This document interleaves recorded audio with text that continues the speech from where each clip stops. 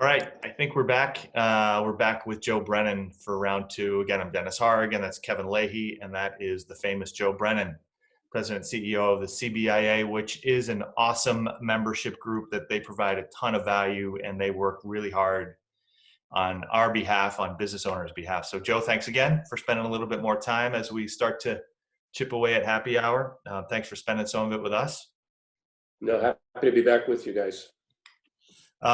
So, the state of the state. When you talk with all of your members, are people feeling like maybe we have seen the worst of this? Are people starting to feel optimistic? Are they starting to see a turn in business? I don't know if I can say optimistic. They're hopeful that as we get into the reopening of some of the businesses that have been closed down, that we just can avoid those big spikes in infection rates. That's going to be critical. So I think everybody's kind of holding their breath a little bit right now. We know there's going to be a spike in infections because the state's doing so much more testing.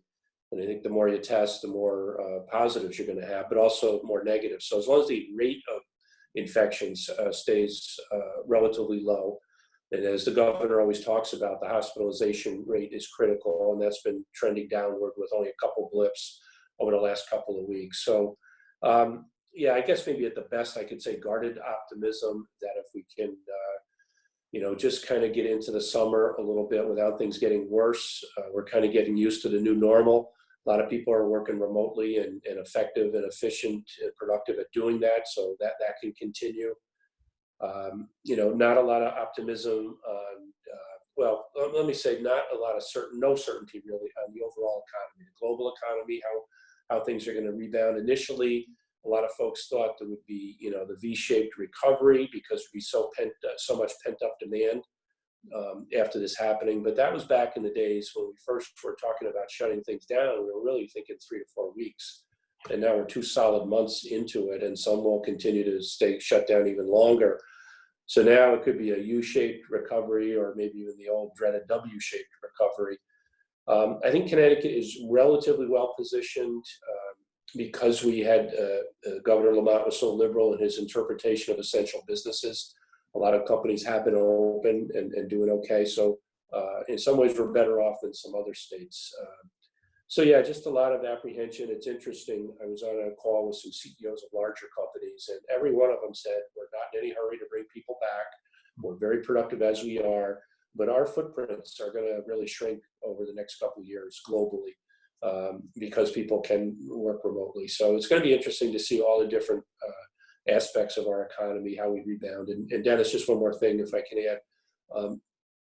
So many Connecticut companies, either from R&D or direct manufacturing, are involved in looking at therapies or vaccines, and on the manufacturing side, making personal protective equipment, whether it's masks, gowns, face shields, whatever it may be. So knowing that there's a good chance that we can have a rebound of the virus in the late fall and winter, we've got to be prepared as a nation and as a state.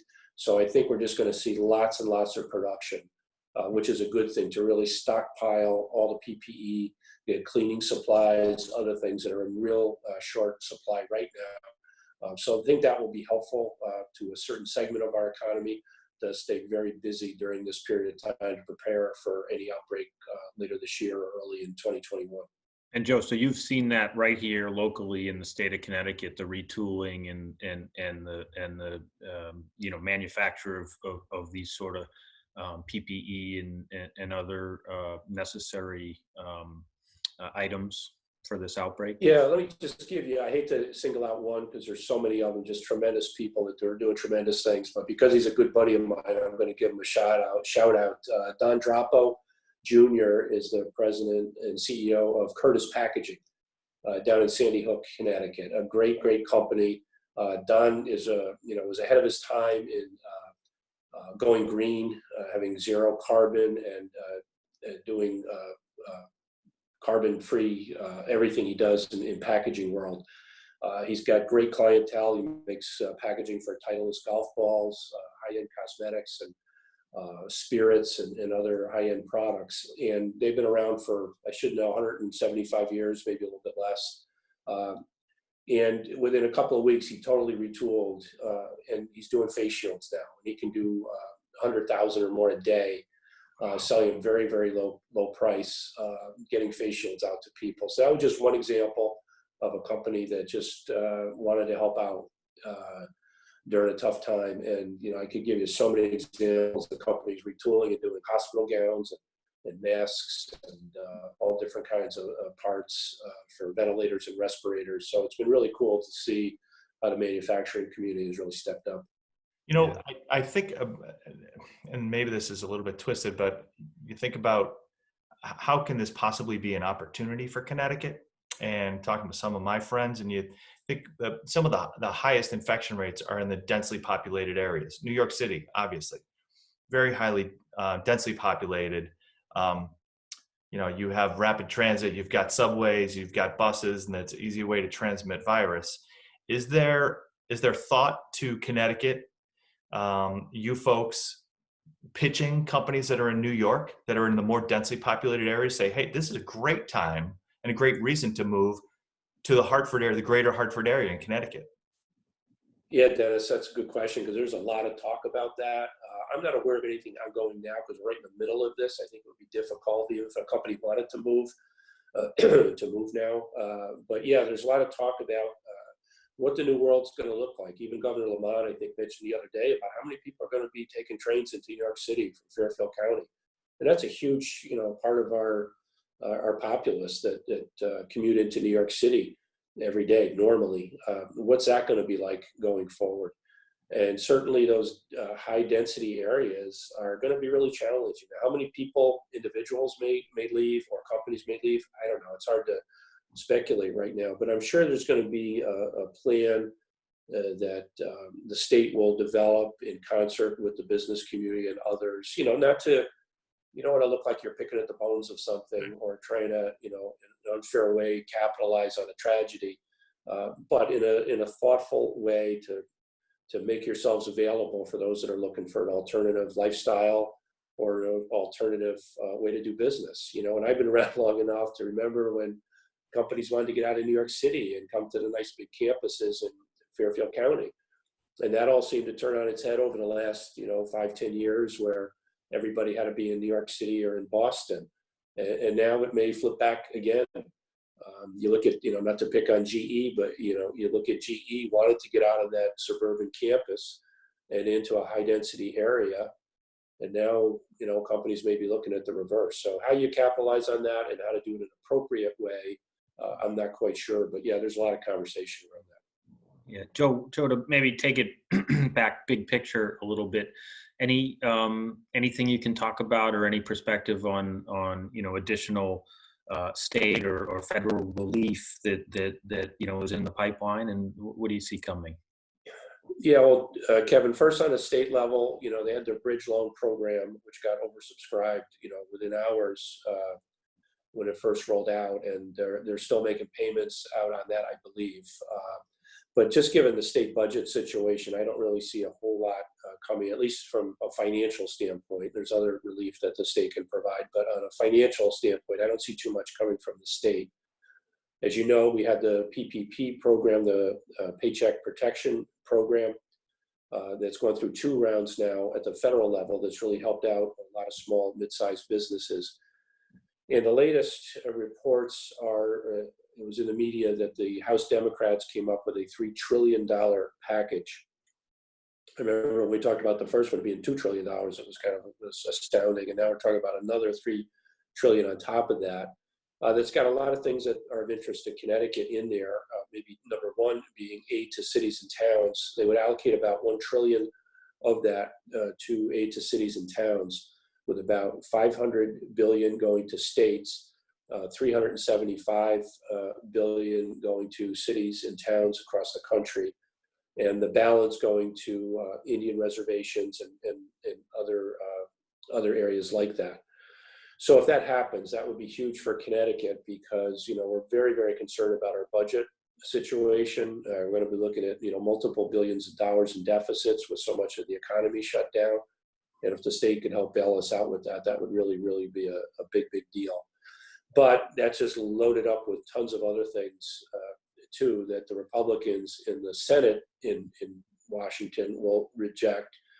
So the question is, what can be compromised out? The Republicans are also looking to get some liability protections for businesses, which is a big, big deal. We haven't talked about that too much, but that's a big deal from our perspective.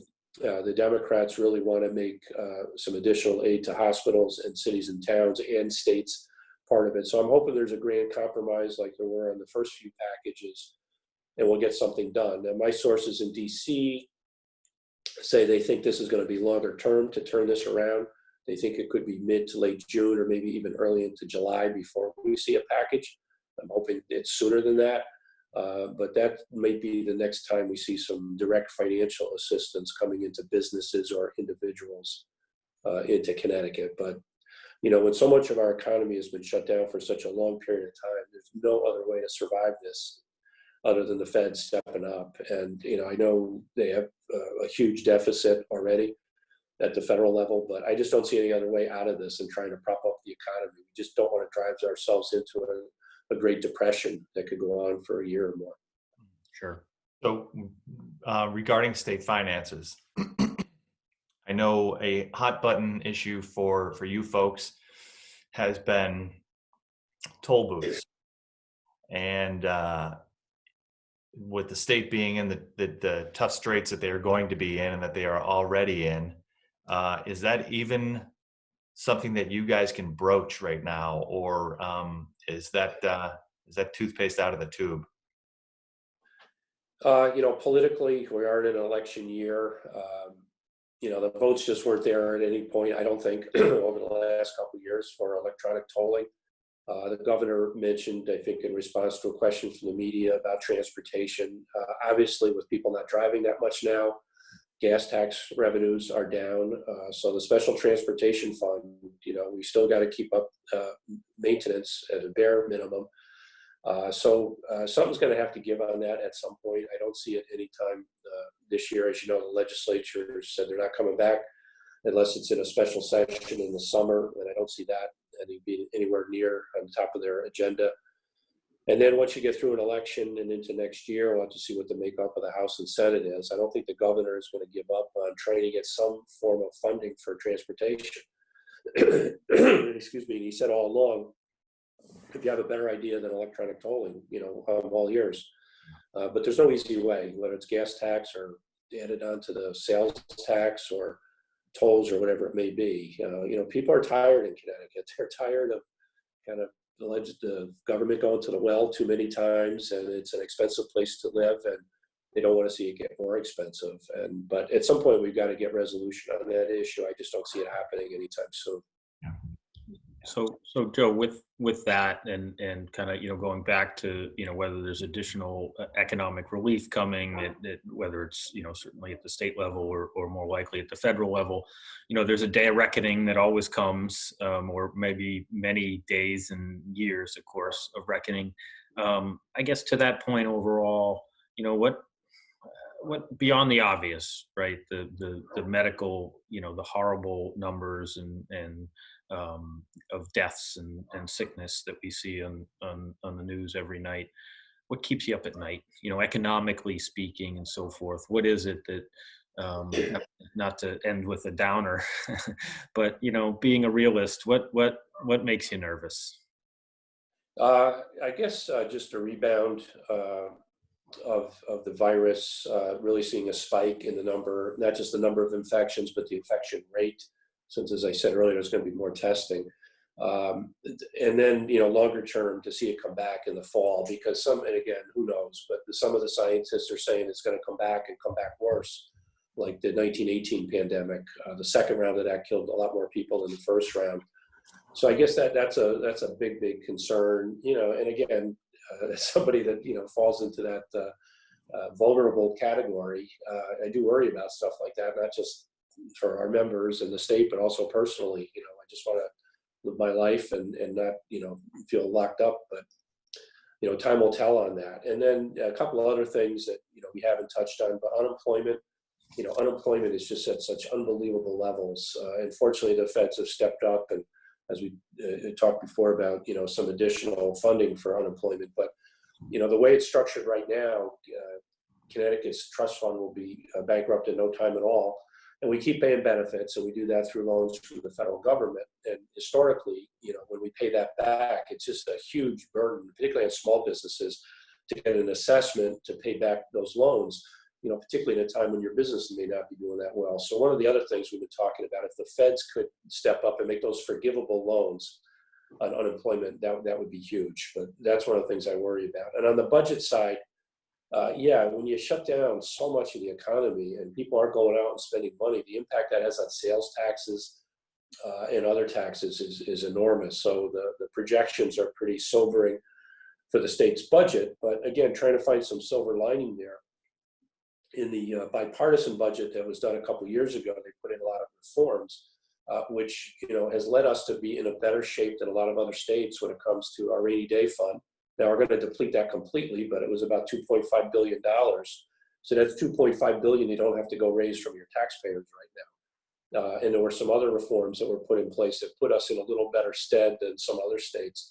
When you look at California, now granted, much, much bigger states, when you look at California, Illinois, and some other states, the deficits they're looking at are just astronomical. And although ours are big relative to the size of our state, the fact that we've got the rainy day fund money that will get us through the short term, and many of our businesses have been open and operating, that at least we've had some economic activity here, that hopefully we'll get through it.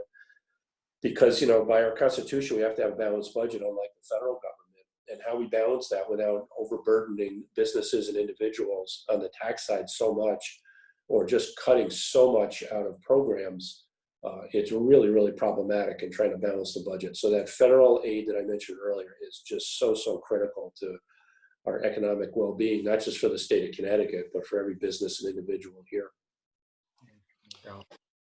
Well, Joe, we mentioned earlier, I don't think we were recording when we said this, but Kevin and I were talking about how you were the right guy at the right time, leading the CBIA, and it is public knowledge that you were considering and planning on retirement this summer. And lo and behold, coronavirus comes and hits you right at the end of your career. But we are all super grateful for how hard you and your team work. I don't know if I want to say I hope we talk to you again sometime soon, or we hope we don't talk to you again sometime soon, but we appreciate you taking the time when you are as crazy busy as you are. You guys are doing an awesome job, and thank you for sharing your information with us, with our clients, with our friends. It's been super helpful. Yeah, and again, as on behalf of, again, one 25-person small firm here in Connecticut, the work, again, that you and your team does, Joe, on our behalf, and obviously all the rest of the businesses, it really is, it's really heartwarming when I see those emails coming out with information that is really helpful to us. And I think, man, thank God for CBIA at a time like this. So truly, thank you. Well, thanks, guys. Just a final comment, if I can, because people, toss around the word leadership all the time. And I am going to take credit for one aspect of being a good leader, and that is surround yourself with people smarter than you are. I've really managed to be able to do that.